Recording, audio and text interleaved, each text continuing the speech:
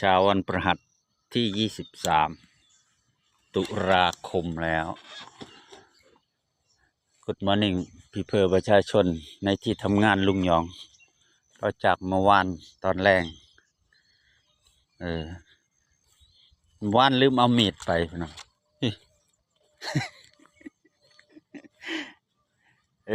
ยังอยู่คือเก่าอยู่ ตัดนี่แล้วก็โยนขึ้นมาแล้วก็ไปแบกลืมเอาขึ้นรถพี่น้องคุณพระเจ้ายังอยู่คือเก่าผมจะตัดต่อไปนี้ ไปสุดมองนี้แหละพี่น้องสุดมองนี้แล้วมันก็เมิดอันนั้นก็จะเป็นหญ้าขนไปนั่นนะเป็นหญ้าขนหญ้าอัน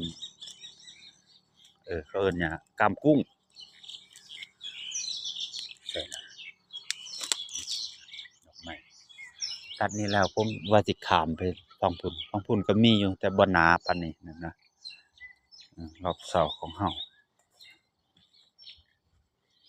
เริ่มออกดอกละเอาตัดได้ช่วงนี้นะดอกมันงามเลยนะ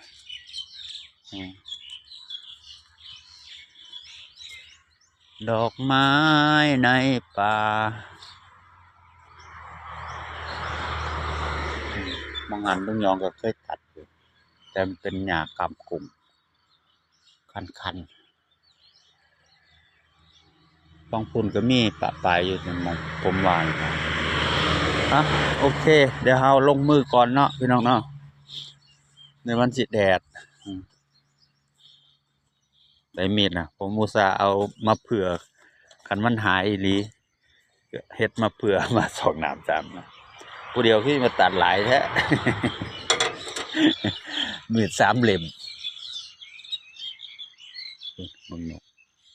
เดี๋ยวหากินมันทีไปแล้วครับ